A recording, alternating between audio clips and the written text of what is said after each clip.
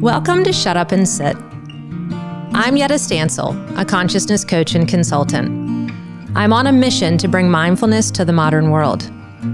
Each week, we will offer ancient healing practices, real-world examples, and the latest research in neurobiology and behavior change into fun conversation that invites you to wake up your highest self. Now, let's go shut up and sit. Welcome back, everyone. Yedda here again. And as always, I'm excited to be here. I hope you are too. And you got me again today. So if you're disappointed about that because you feel like I've been bringing a lot of teaching to you on the past couple of episodes, well, sometimes that's just kind of how this work works. But I promise you, we've got some guests lined up. And we're kind of literally, as we were getting ready to start the show today, I was telling Robin, I was like, oh man, we were getting really into some stuff on the last episode, just really talking about the 4 ways we avoid suffering. We're really into chapter 4 right now, which is all about beliefs. And we went a little bit deep into talking about social norm needing to come about to create a social norm of silence. If you remember, social norms are what truly change behavior at a belief level. Okay. And so we're moving a little bit deeper. We're kind of at the apex. This is the part of the book where you guys are getting little snippets of it because I really believe that you should literally educate people for marketing purposes, not just convince and coerce them into buying what you have. I really felt compelled to share parts of my work in the marketing as we would create the podcast and we create our social media content, not just so I could feel good about myself when I went to sleep at night, but because I do know that it's important that you educate, you empower, and you entertain when you get people to engage with you and when you get people to do this work. It doesn't have to be boring. It doesn't have to be a miserable experience. It doesn't have to be something you have to give up all your rights and freedom in order to do this work. And so it is important. Knowledge is power, but it's not the only thing that changes the behavior. You learned that in one of the last episodes, and it's the social norm piece. So now where we are with chapter 4, and why I'm taking you through the book on this show step by step by step, is so you really understand this is a process. I mean, we're literally going to have a year's worth of podcast episodes out of one book, one manual. And it literally is like a college textbook. When you look at the workbook, and I've had clients who look at this and they're like, yeah, that's not really a book. That's an actual textbook. Which, funny enough, when I was teaching at the different universities that I've taught at and teaching entrepreneurship, leadership development, human behavior, and managing from a business perspective, I went back to one of my college textbooks and took it to the printer when I was making Shut Up and Sit. And I said, do you feel the cover? Do you feel the way the pages feel? So if you remember your college textbooks, maybe way back in the day they weren't like this, but recently now we have those really kind of glossy papers that are in our college textbooks, and they're not hardback anymore. They're all softback. But I really wanted the experience that you were working through a course, a literal textbook, if you will, to master your mind. And so when I took that to the publisher, because I was self-publishing, I said, this is how I want it to look and feel. So they literally manufactured a textbook. Maybe I should start calling it a textbook instead of a workbook. And in that, literally, if you just take a module and you work on one every single week, it would take you an entire year to go through this process. And if you're looking for the get rich quick, lose this habit fast, is it possible that you could in a millisecond heal and get rid of something that's been holding you back for your entire lifetime? Yes. Does it happen very often? No. Why is that? Our brains just don't want to change like that. And you can get into it. Next episode, we're going to dive into energy psychology and how some of these alternative, what some people call woo-woo things can and do work from an energy point of view. But for right now, we're kind of in the deep meat of it. And when I say we're in the deep meat of it, it's because this is a process. It is integrated. I'm teaching you guys science, psychology, anthropology, storytelling, rites of passage, rituals, sacred. I mean, we're pulling it all together. And there's no way you could do this in one single experience. So we're stepping you through this so you have an understanding. But the real work on this episode today, we're actually going to talk about the top limiting beliefs that are holding you back. I put them in the book. I was curious as I started doing this work when I started hearing the term limiting. What's a limiting belief? I had no idea that something I believed in my unconscious mind could be holding me back from actually really succeeding and achieving what I wanted in my own life. And I thought, Nobody taught me about this. I've been working my ass off, going out there every day, doing what all these, great teachers are telling me to do. All the while, it was like I had my foot on the gas and the brake at the same time. I mean, I was flooring it and I wasn't going anywhere because my unconscious mind had its foot on the brake and it was going, hell no, absolutely not. Now, was I able to override some things by the sheer act of doing and willpower, and my ego was really hard at work? Yes. But at the deepest core parts of my being, there were still belief systems that I wasn't even aware of, because that's why it's called the unconscious. They were in my unconscious mind, meaning kind of if you were to draw a circle, and sometimes I do this with clients, if you draw a circle and then you just draw a line at the top, so about 5% of the circle is above the line and about 95% is below the line. That's what most people's minds looks like. And what's above the line, that 5%, you've heard me talk about it before, that's the conscious part of your mind that is actually here, awake, aware, in this moment, listening right now, and it can move. It's not time bound. It goes to past, present, and future, just like this. And it just floats all around. Well, the unconscious mind is always in the present moment. The unconscious, the subconscious mind, always in the present moment, because it's running all the things that are happening in your body. I've already talked about this in a previous episode, but just a reminder, it has to be in the present moment because it's running all the functions of your body. Did you know this? Your body is always in the present moment. Right here, right now, as I'm talking to you, my body is in this moment. Now, my conscious mind could go 5 years in the future. I wonder where this is all going to be. I wonder if anyone's ever going to listen. Am I going to have more than, 52 episodes on the show? It can also go back to the past. Wow, this is what happened last night. I had a really great time at dinner, and boy, I really hope when we go next time. And so do you see how my brain consciously can move in and out? And if you're not watching me on video, I'm just kind of going back and forth, right? It's all over the place. And so that conscious mind can be past, present, and future, and it can do it wicked fast. Even while I'm talking to you right now, you're thinking about something else. You can hear what I'm saying, and you can also be distracted by and think about past, present, and future. And then you can come back, Yedda said that, and then it takes you somewhere else, come back.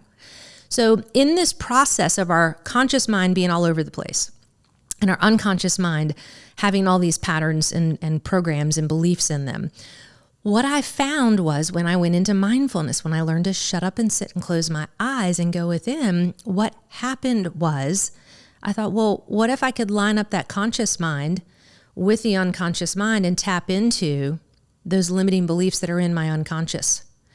What if I could do that and then bring them up into conscious awareness and then actually do something different with them? So I kind of went into a deep dive and I thought, all right, well, does the field of psychology have any information about what are our limiting beliefs? We do a lot of research. Have they done research on what are the top limiting beliefs? And wouldn't you know it? They did. There are actually 20 top limiting beliefs. It comes from the field of science of psychology. It's in my book. I list all 20 of the top limiting beliefs. And because it's all researched, I am very, very big on research for one reason. And that one reason is that we need to verify, right? We trust but verify of the information that we're pulling in. All that research does is verify and validate that it's been through some rigorous types of not just studies, but analysis. And so from the field of psychology, there are 20 top limiting beliefs. I did an enormous amount of work and certifications in the beginning of my work with Evolving Wisdom, which is a phenomenal organization. I have an entire resource section in the back of the book that's pages and pages of not only books, courses, websites, teachers, additional resources that you can think of that comes with the book. So Evolving Wisdom is one of them. And so I worked with them around these conscious belief systems that we build, these unconscious belief systems. What I found, though, when I was doing the program was they listed all of these beliefs, and then they had some really great information for each one of these beliefs. But I didn't hear, and I still don't hear in the mainstream, people talking about, once I identify my limiting belief, how do I access the unconscious mind where it lives, pull it up into awareness, and know, oh, I'm operating on a limiting belief, and I'm going to use the one today, for instance, I'm not enough. And then what do I do? How do I rewrite a new belief that says I am enough, which would be the opposite of that? And then how do I get that back into my unconscious mind? And what I found was mindfulness. All I had to do was shut up and sit. And I had to be aware of, and I had to cultivate self-inquiry. I had to cultivate awareness. And with my coaching clients, so you'll learn this if you take our online course, but if you coached with me in a group and or in a one-on-one session, once you identify your top limiting belief out of this 20 that I'm going to read to you in a minute, there's an entire process of how to go into each document I have for each of the 20 beliefs and literally learn how to do that exact process of going into the unconscious with mindfulness, to rewind, rewrite, and respond with a new belief system. So we're really repatterning our unconscious mind through conscious and unconscious alignment in our mindfulness practice of shutting up and sitting. So we'll revisit that in a second. I want to share with you what the top 20 limiting beliefs are, because I had no idea that this was a thing. And maybe this is new to you, maybe it's not new to you, but I thought, man, again, why don't we teach this in human behavior or in high school or in college to say the very reason you're not getting the thing that you want might be because you don't possess a belief system that's actually operating in that script in the background to help you get it. And I thought, that seems so simple, but it's so complex because we've been operating with these belief systems, remember, our entire life. I've already talked to you a little bit about those brain waves, that between 0 to 2 is delta, unconscious, 2 to 7 is theta. That's that twilight. Remember, it's a really important brain wave. That's the brain wave that you are programmed in. Theta brainwave is active in mindfulness practices, meditation. The list goes, yoga, tai chi, qigong. I mean, we could give you eons of different practices. And in that literally theta brainwave process, if you're programmed that way, wouldn't it make sense that you need to go back, like I said in the other episode, into a theta brainwave to access those belief systems and pull them up? But you also need to be in the theta brainwave to put the new script, the new narrative, the new belief in, so it drops deeper into your unconscious, so it becomes a part of your natural way of being. There's a practice to it. So here's our top 20 limiting beliefs. And today on the show, I've actually brought you one of, if you're watching on video, you'll see this. If not, I've got a literal four-page Word document for one of our limiting beliefs it's a pretty common one. So I feel like even if you leave this episode and all you learn is a little bit about the belief system I'm going to walk you through so you understand how this process works, you'll get some value out of it. But you literally, I have 20 documents, one for each of these beliefs. And it's fascinating to me that if we could do this, if we could learn this process. I was saying yesterday to Robin when we wrapped up another episode, I was like, you don't have to stand on your foot and, do 45 degrees due west and do all these funny things and hold and I even said that on the show. But afterwards I was saying, it's really that simple to go within and rewrite. It's that simple, but it's that hard because we keep looking outside of ourselves for somebody to give us a ritual or a fairy wand or a special kit, or it doesn't exist. Now, do you get some responses from some of those programs and some of those products? Sure, because you believe that they work and belief has power. Do you really, really at your core rewire sponsoring beliefs? No. Because it requires you going in and putting a new narrative in. There's the narrative coaching tells us how to go back in, figure out the narrative, the story. And then there's a narrative release process that says now we not only rewrite the story, but we release it and we actually put something new in its place. So with that, what I thought was really cool, here's our top 20 limiting beliefs. I'm just going to run down the list. And when you hear them, you might find that you resonate with 1, 2, 3, all of them, really wherever you feel, whoa, that was cool, that was interesting, then listen to that little voice in your head. So here they are. I'm alone. I am bad. I don't belong. I am a burden. I'm crazy. I'm different. I'm not enough. I'm a failure. I don't have. I'm not important. I'm inferior. I'm invisible. I'm not loved. I don't matter. I am powerless. I am not safe. I am too much. I am unworthy. I am unwanted. I'm worthless. I'm wrong. And I'm not smart. I don't know about you guys, but I read that list and I was like, oh, shit. Now I got 20 beliefs I got to rewrite. I felt like every single one of them applied to me.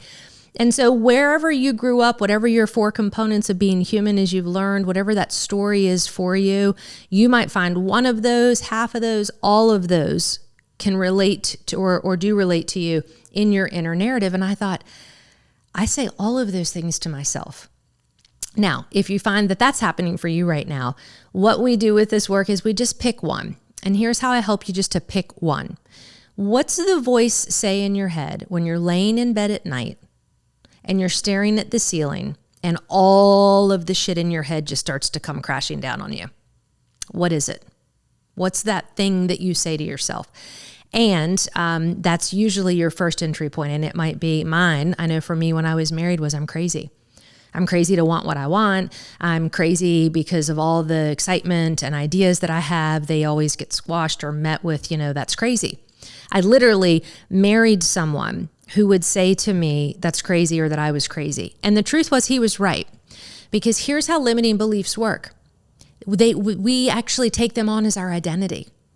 So I actually didn't realize that not only once I found the narrative, so for me, the I'm crazy narrative, I was like, yeah, I've said that to myself, and the majority of the world has said that to me my entire life.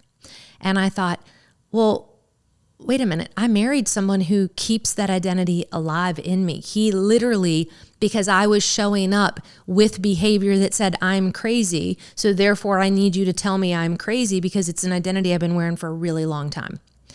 And so the way limiting beliefs work, this is, like I said, I hope you guys have like a tether or something that you're tied to, because when you start to go into the inner world on this, just remember that this can get pretty complex and it can go a little bit deep, but I'm here to walk you through it step by step. And what do I mean by that?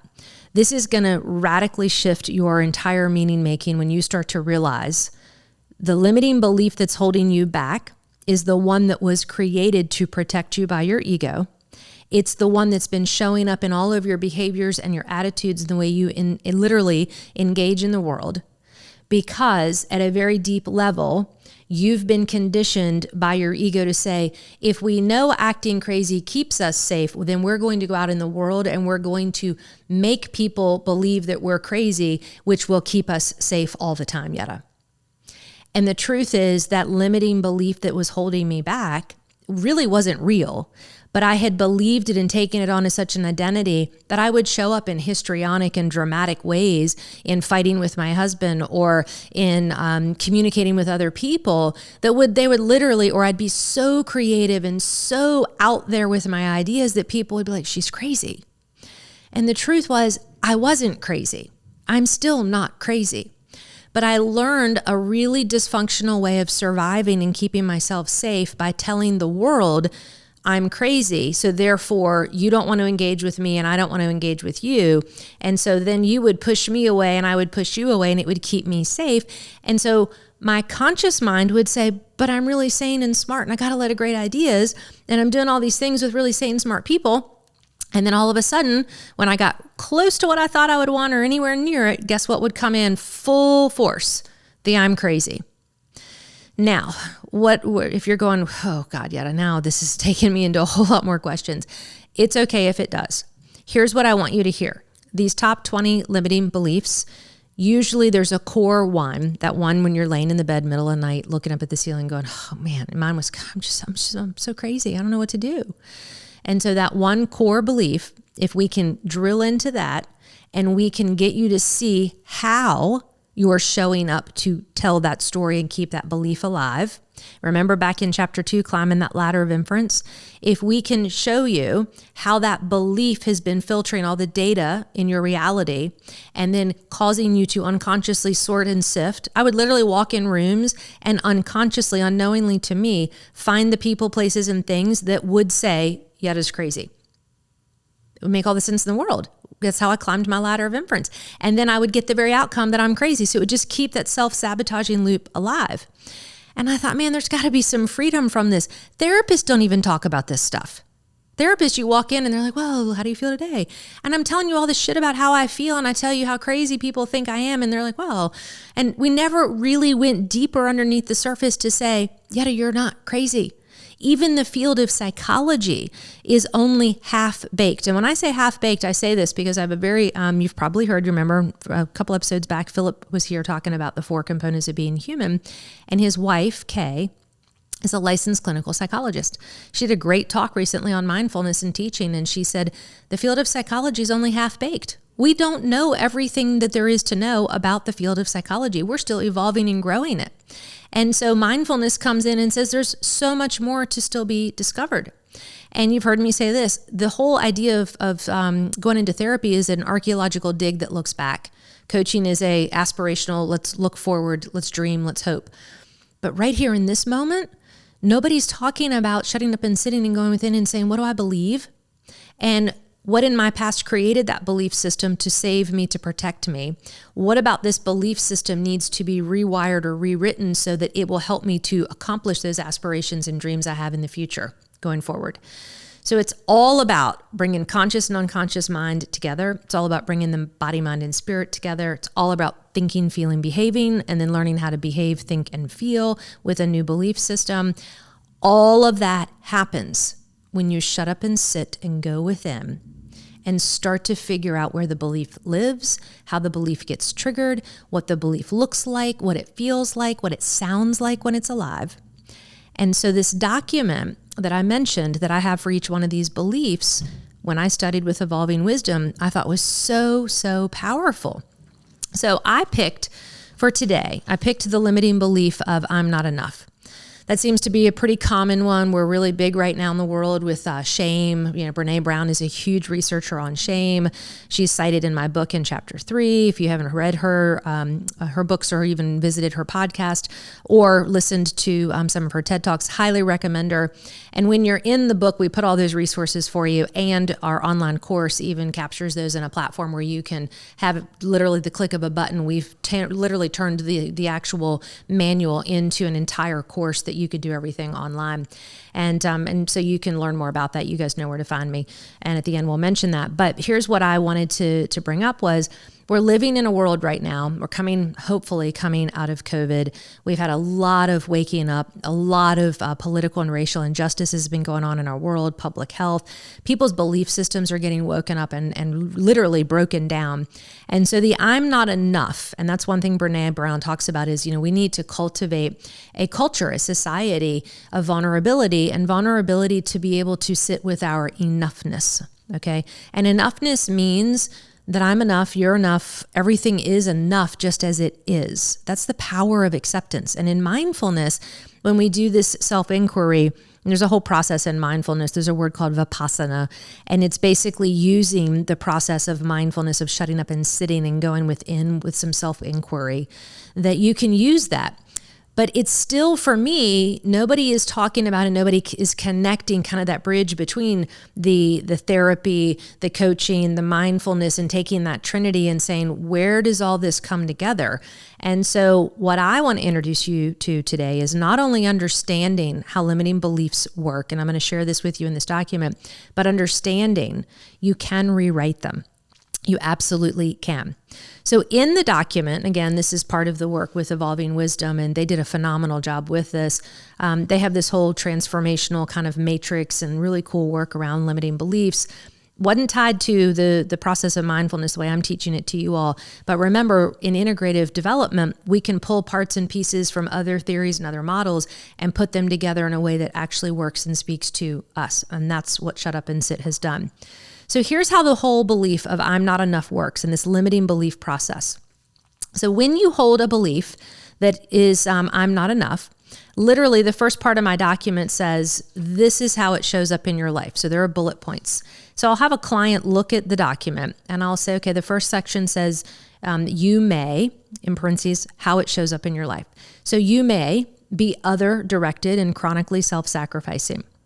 You may be rarely satisfied because you're focused on other people's needs and on no external standards of perfection or success. You may take responsibility for other people's happiness, satisfaction, and fulfillment. You may feel that you have to do more than everyone else to get the same amount of success and recognition. You may believe you exist to please others.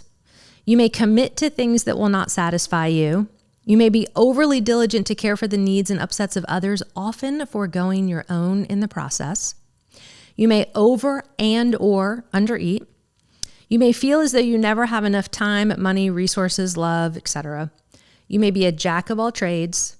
You may be overly considerate of others' needs and upsets. You may give up on things before attaining a level of mastery, and you may frequently find yourself burdened by too many obligations pulling you in all different directions. Now, here's my question to you. And I'm sitting in the studio and Robin's across from me. Can you relate to any of those? Literally, like, Robin, he's shaking his head back there like, yeah, I can relate. I go down that list and I'm like, oh shit, you mean there's nothing wrong with me, that I just have a belief that I'm not enough? Yeah, somebody taught you you're not enough. That's literally a belief somebody gave you. And so in your illusion of thinking you're not enough, you literally have these as the way you show up in the world, but it's not really who you truly are. So I have clients when I do my coaching who go down the list, the document, they highlight the ones where they're like, holy, yeah, that's me, Yedda. Yes, I believe that I exist to please others. I never, ever put myself first. Or, Yedda, I am severely overweight and I didn't realize that that was tied to a belief that I'm not enough. Because if I don't believe I'm enough of something, guess what I do to try to make myself feel enough? I fill myself up.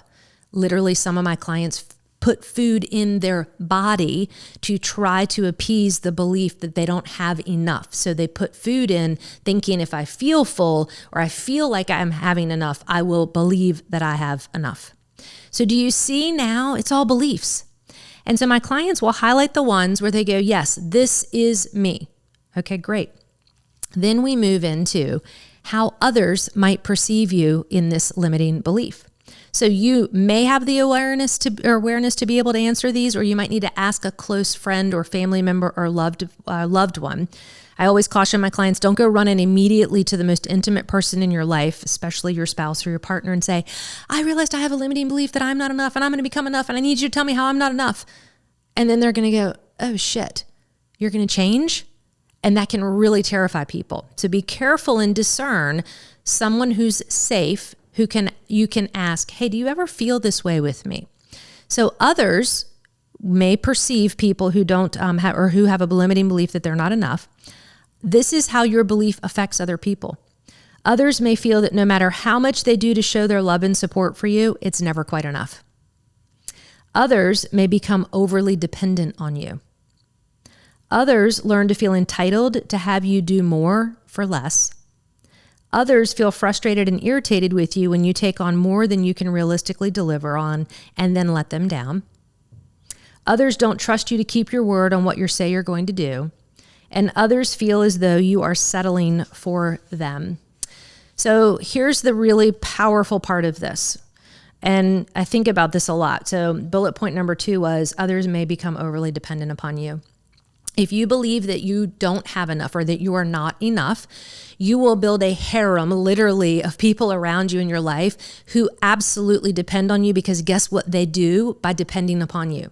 They fill your limiting belief where you know you're not enough and think you're not enough. And they will say, oh, thank you so much. You do so much for me. And so you build this dependency, this crippling dependency for other people to make you feel like you're enough. So now that you're starting to hear this, doesn't that, from the perspective of the witness just listening to this, and if you were to watch that play out on a big movie screen, doesn't that make total sense? There's nothing wrong with you. There's nothing wrong with your friends, your families, your neighbor. We just learned some really crappy limiting beliefs, and we're playing the part, and we're casting the characters down on the main stage. We're saying, hey, I'm not enough. We need you on the main stage. And then you, when you get on the stage, you're going, hey, I'm not enough. I need all these people around me so that you can make me feel better and help me think I'm enough. And it's all just acting. It's not really who we are. And so that's what it means when they talk about, and sometimes in what I call new age language, they say, we're living in the illusion. The illusion is these are just beliefs. They're not really who we are. So when we shut up and sit and go down deep inside, here's a question. If you live with a mindset and a belief of enough, and you know what enough looks like and feels like, it's because somebody taught you. Think about that for a minute.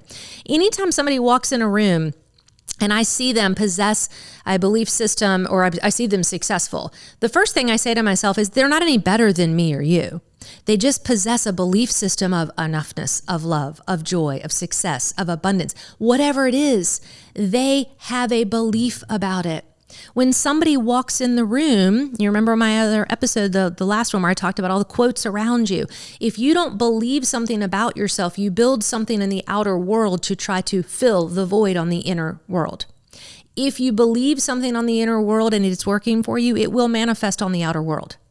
And the same, if it's not working for you, you will manifest it on the outer world. So are you seeing what I mean now?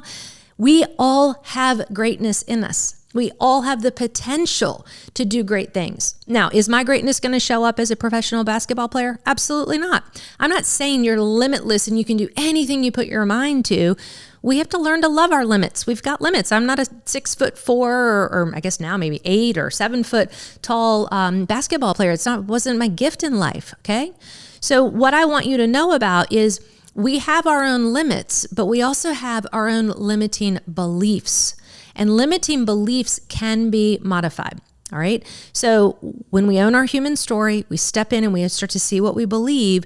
We can then start to say, oh man. So now here's where empowerment comes in. And you've heard me say this probably before. People don't want to buy empowerment and freedom because they buy into the belief system of victimhood. They're like, oh, being a victim is actually, it works pretty well because we keep people in the illusion, in the trance. And I say we're asleep. So waking up, mindfulness is waking up and going, I don't want the belief system of I'm not enough anymore. How does somebody that believes I'm enough show up in the world? Well, guess what? There's a whole portion of the document that we then move into that says, here's ways that you may be generating evidence to validate this identity. And then I have my clients go down the bullet point. So run down the list with you all. So you may covertly say self-depreciating and self-diminishing comments about yourself, particularly when others try to praise and acknowledge you. You may overcommit and take on way more than you possibly can, validating again that you're not up to the task. You might generate debt. You might generate clutter in your space. You might continually change careers before you achieve any real success. You might do things from a sense of obligation rather than because they bring you joy. You might actually represent that you'll do more, training others to hold you to a higher standard. You might overgive, overbuy, and overdo everything. You might lose yourself in the needs of other people. You might not follow through on opportunities because there are things that are never enough. There's just never enough to satisfy you. You might set nearly impossible standards of success for yourself and others, which means you're keeping the see, I'm not enough and you're not enough alive. You might chronically self-abandon. And that's a really big word I had to learn. What do you mean I'm self-abandoning? Yes, self-abandon, self-sabotage. Why would I do that to myself? Because the ego knows if it keeps you stuck in this limiting belief, it'll keep you safe. It doesn't know there's another way to create safety and love and joy. You might actually sell yourself short and actually sell yourself for little or no worth at all, maybe in work, maybe in relationships. You might get yourself obligated to people and situations that are not satisfying for you because you're not able to connect to what would generate your own happiness and fulfillment of enoughness in life. You might take on jobs that are really not yours to do, and you might undervalue or underpresent yourself. Now, that behavior, and I have clients who go, oh my gosh, I do that. Okay, great. We start there and we say, now let's start the practice of shutting up and sitting and going within and noticing, when do I do these things? When was the last time I overcommitted? When was the last time I really knew I was worth more, but I asked for less? And so this whole idea of using self-inquiry, and that's a mindfulness practice I mentioned a minute ago, this Vipassana, just a word, it means self-inquiry, to shut up and sit and go within, to start to find that limiting belief inside of yourself. And you might reflect back. When in my life have I done things like this? What was happening when I showed up and behaved like this? So we get curious and we hold curiosity. When does this belief get triggered? And then after you cultivate that, and I give homework to clients, so we step through this and we walk through this document. It's not done as fast as it's done on this show today, but I wanted to give you a little glimpse of where we're going. I'm not just getting on this microphone, to give you episodes just to entertain you. Like I said, it's educate, it's empower, and it's entertainment. So this education piece today is to start to give you the ability to know and to be curious. You can do this work. You can go in and cultivate a belief of I'm enough, but you first have to learn, where does the I'm not enough show up? In my thoughts, in my feelings, and in my behavior. Because remember, you're learning now about how do we rewrite a belief system. We have to go back and identify what are the thoughts I'm having. So we use mindfulness to shut up and sit down and go inside of our own being and say, where are the thoughts that I'm having? I really wish I would have asked for more money in my employee review. Or I really wish that, why did I say no? Or why did I say yes to my sister when I know I really wanted to say no? How many of you in life have done that? You know deep down inside that's not what you want to do or who you want to be, but you do it anyway. It's like you're watching yourself as a character in a movie and you're like, what are you doing? Because it's just an old pattern. It's an old script. All right. And so then once clients start to figure out, oh, that's not really who I am. That's just a behavior I either got taught or I learned or I acquired to survive. Now we drop into, there's a last section on this document called skills and capacities to cultivate to evolve beyond this false identity. And this is where the narrative coaching work really starts to come alive with my clients. So we literally, all these bullet points apply. We literally sit down and I say, okay, great. So we're going to cultivate the skill and the capacity to teach you the ability to be deeply present with yourself and connected to your own needs and desires. Because people who believe they're enough have that as a skill. They are deeply present with themselves and they are so connected to their own needs and desires, they're able to name them. They can name the thought, the feeling, and the behavior of what that looks like to be present and to be able to name and meet their own needs and desires. So my question for you listeners today, how cool would it be if you could do that? And the truth is you can. You can literally shut up and sit down and through different mantra techniques, which are literally mind focus, remember that, through different mindfulness meditation, breathing. There's so many ways that I help clients get there. You can cultivate and lay new thoughts down that you are deeply present, that you are able to be present and connected with your own needs and desires.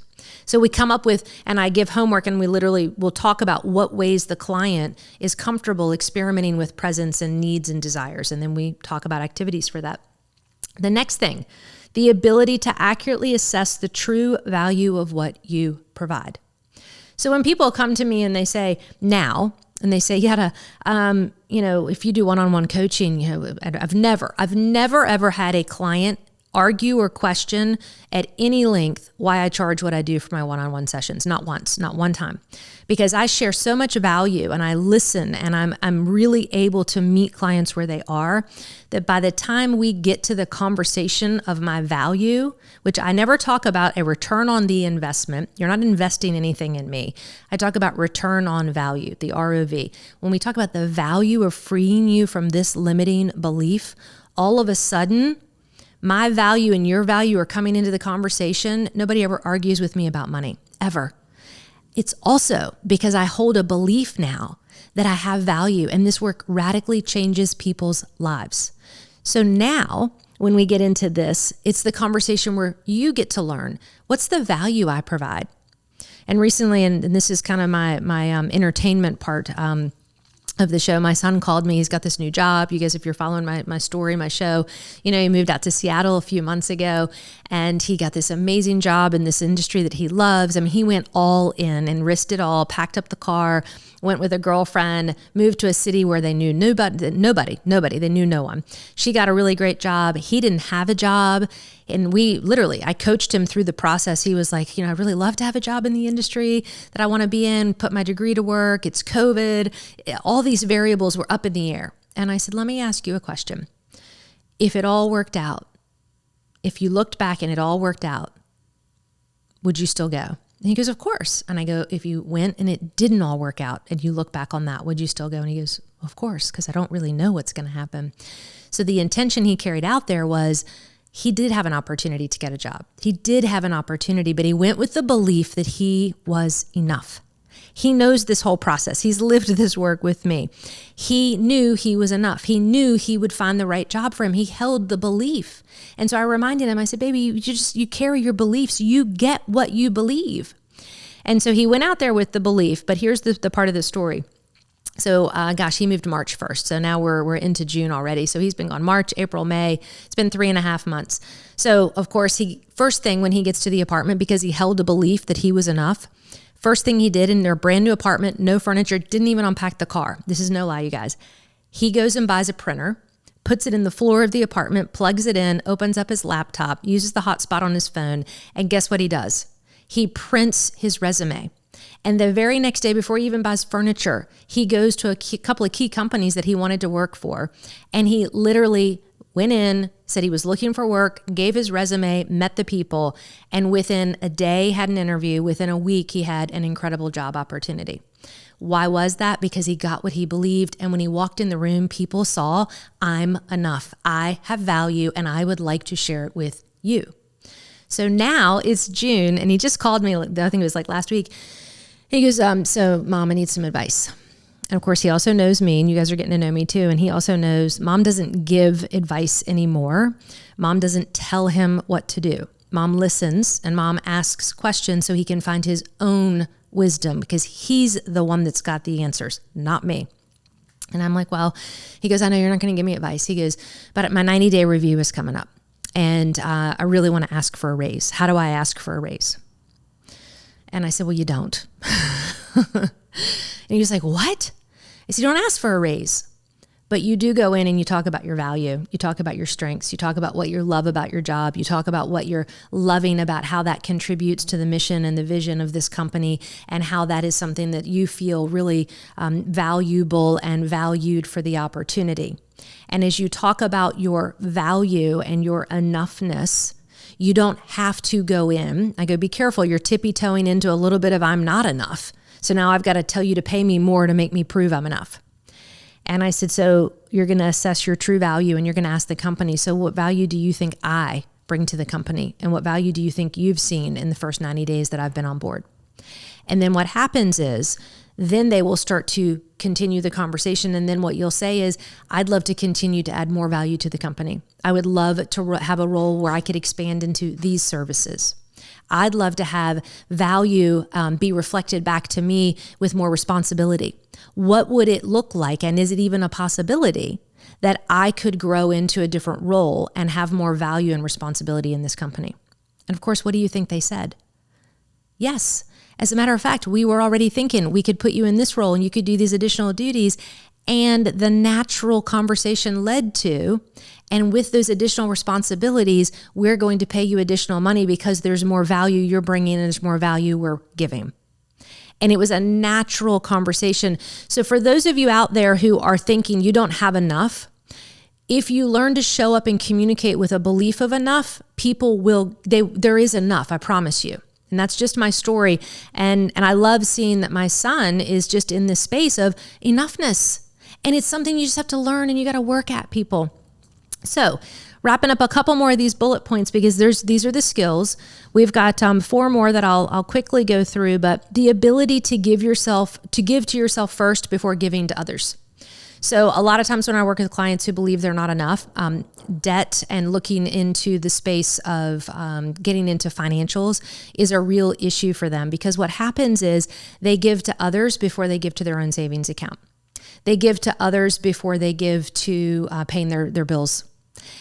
So we get into this equation of, how do we get you to give to yourself first? I don't care if you put $5 away in a nut jar on the pantry shelf.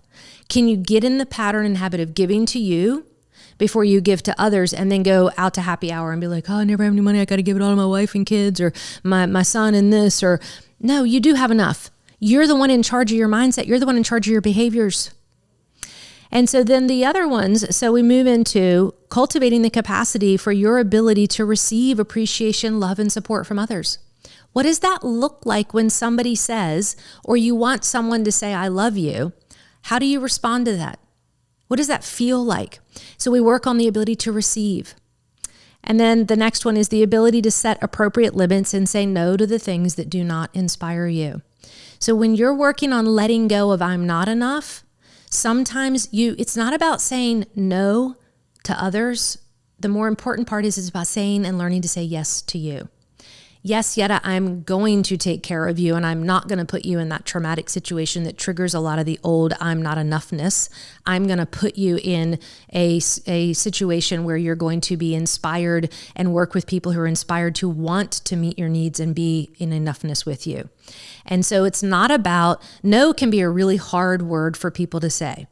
And so sometimes I'll work with clients and say, how about not yet? Or how about, I'd really love to say yes to your request, but I need to say yes to me. And that sounds like not being able to go with you on this trip because I'm working on, and this is what I literally will help clients with their own narrative is I'm working on saying yes to me. And sometimes in order to say yes to me, it's going to sound like no to other people.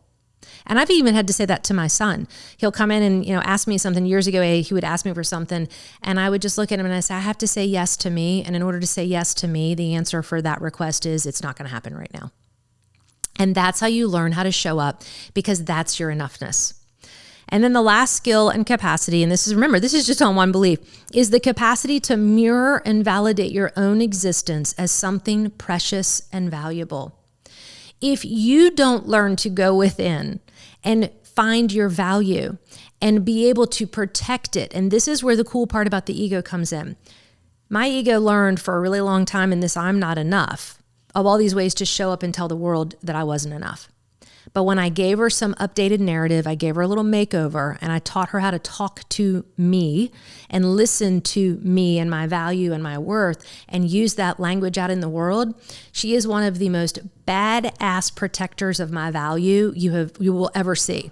So now I don't struggle and I don't worry and wonder how I'm going to take care of myself, because I know that I've integrated my ego into a new belief of enoughness. And in that enoughness, she's now able to work with me to go out into the world. And instead of doing stupid shit to push people away, she now has the skills and the capacities to say, we're going to work together. You do have value. You do have worth. And we're going to be really quiet. So when we ask for what we want or need, we don't do it in an overly histrionic or dramatic way now.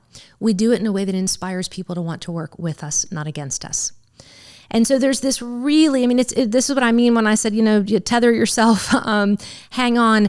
This is literally a very in-depth process, but it can be done. It can be done with joy, kindness, compassion, fun, creativity. And this is really the work that when you go deeper, past listening to the show, into the course, into the coaching, and yes, we do group coaching. I do it virtually. I also do one-on-one virtual and also in person. This is what we're talking about, you guys. You have to learn the new script. Remember, shutting up and sitting helps you to rewind. This is the process of learning how to rewrite, okay? You've got to rewrite the narrative. How am I showing up? What am I saying? What am I doing? How is it perceived by others that keeps the limiting belief alive? And then how can I now go in and learn, literally, new skills and capacities? And that's where I'll coach people. And then as we kind of get ready to wrap up here, one of the things I want you to know, affirmations. I talked again on one of the other recent episodes about quotes, but affirmations and the power of writing affirmations are really, really important here when we talk about rewriting narrative. So you can get really mindful in a quiet, calm place, get a journal, pen and paper out. The reason I say a journal and pen and paper is when you write with your hand and you involve your hand on paper, it literally fires and wires neurons together in your brain. And when you do repetition, it gets that groove a little bit deeper. So that's why we write out things on a regular basis. That's why we write out affirmations. There's one more piece about this. Affirmations must absolutely be in the I am statement form. I am is the most powerful creative statement on the planet. So whatever you are I amming, you are getting. I am so mad. Well, then you're going to get that. I am so grateful. Well, then you're going to get that. It's just a thought that you're trying to with reciprocity and with this. And when I say reciprocity, it's a thought here, but it goes out there in the world. And so you want to create this reciprocity, but you want to create repetition around this so that it becomes habitual and it drops below the line deeper into your unconscious. So there are deeper truth statements and affirmations that come with each one of these documents that I have clients read through and pick out one or two. And then on a daily basis, they write their affirmations out in the morning and at night if possible. And sometimes they'll even type them on their phone. So when they get what I call an oh shit moment, they pull out that affirmation to remind themselves of the deeper truth of who they really are. Because remember, the I'm not enough is something that was given to you to protect you by the world and by your ego, by the wounding. And now we're converting and literally transmuting the wound into wisdom and giving you a new perspective, a new deeper truth of how to look at it. So I'm going to close today with a couple of the deeper truth statements for someone who literally believes they are enough. And this is what it sounds like in the head of people who believe they are enough. And if you want to believe you're enough, you've got to start to acquire and rewire thoughts like this. So here's what it sounds like. I am deeply grateful for all that I have, and I profoundly appreciate all that I am. I always have enough time, energy, money, support, and love to live the life I was meant to live. I am more than enough for myself and others. I exist to please myself, and I choose to please others if and when it pleases me to do so.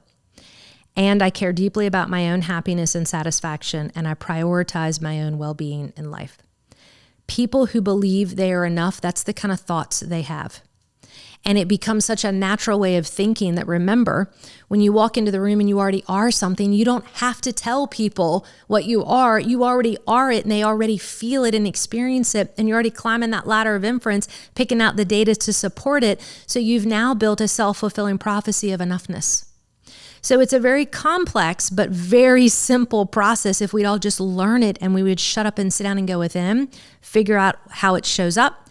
And then once we pull it out, figure out how to rewrite it literally and drop it deeper into our being. And so in our world today, we are struggling with most people believe that they're not enough of something. And the true identity for all of us is, and this is the last part on my document, is that our existence in and of itself provides extraordinary value and is a profound blessing to all. And if that true identity of enoughness is something that we could cultivate, how awesome would that be to walk around a world where you're telling the world through your thoughts, feelings, behavior, that you're enough, I'm enough, we're all enough. Then the whole shame game would drastically change. So we've got to do the work to go within and figure out, what do we believe? What beliefs are limiting us or holding us back? That's why I list them in the chapter. I don't put all 20-word documents in the book. If I did, it would overwhelm you. It wouldn't make any sense. So I've picked the one that's the most, I think, common and really relevant for this time that we're living in. And just to give you a glimpse so that you understand and know, this is the kind of work that we're talking about. And if you partner mindfulness and you partner your beliefs and you look at all the things I've brought up into awareness today, and you go into self-inquiry and you learn to shut up and sit and go within and figure out all this stuff going on inside of you, think about this. How much happier would you be? How much happier would we all be? And yet we're so busy and we work so hard and we give so much to keep the illusion going and to keep all the pain and suffering going. Why wouldn't you want to take all the effort you're putting into all that crazy shit and just turn it within and just do a little bit of work to figure all this out? So I'm hopeful that by me learning how to do this and now bringing this to the world in various different formats, depending upon your readiness to change, you might want to just hang out and keep listening. You might want to actually go into the online course. You might want to go into some group coaching, some one-on-one work. It's all available for you. You can go to shutupandsit.com. You can reach out. You can go to my website, yeddasstansel.com. You can go to my contact page. There's no reason why you can't do this work given where you're at in this moment and in this stage that you're in your life. And that's really what I've decided my whole purpose and mission in life is, to bring this wisdom that I learned from wounding and healing out to the world so that everybody could learn how to do it. So thanks so much for hanging out today. And I told you we're going to go down into the rabbit hole a little bit, so you can take a little sigh. Breathe it all out. It's okay. Just let it all sit there for a minute. The really cool thing is, and I'm looking over here next to me, we are coming back with a next episode. And when we come back with that next episode, I promise we'll wrap up this whole belief thing pretty tightly, but we are going to go back into a little bit more detail about the 4 ways to change a belief. I've kind of tippy-toed and visited into them. Now that you know what a limiting belief is, now that you know how that process starts to work, we're going to talk talk about those 4 ways to change a belief, and we're going to go into a lot more detail so that you'll understand exactly which one you are or are not using, you may or may not need to use. But that's a really important piece because there are 4 ways to change a belief. Now you know there are limiting beliefs. You know there's a process of how to do it. Now you need to know, okay, what are my options? What are those 4 ways? And you get to decide. Typically, how do you want to end up changing those belief systems? And we'll talk and we'll go into a little bit more into how to get into that and how to solve that for you guys. So thanks so much. It's been so great to hang out and chat with you all. Thanks for listening, for being a part of the Shut Up and Sit community and movement. And I will see you on the next episode. Talk to you soon. Bye. May you know goodness. May you know peace. May you know contentment. May you be at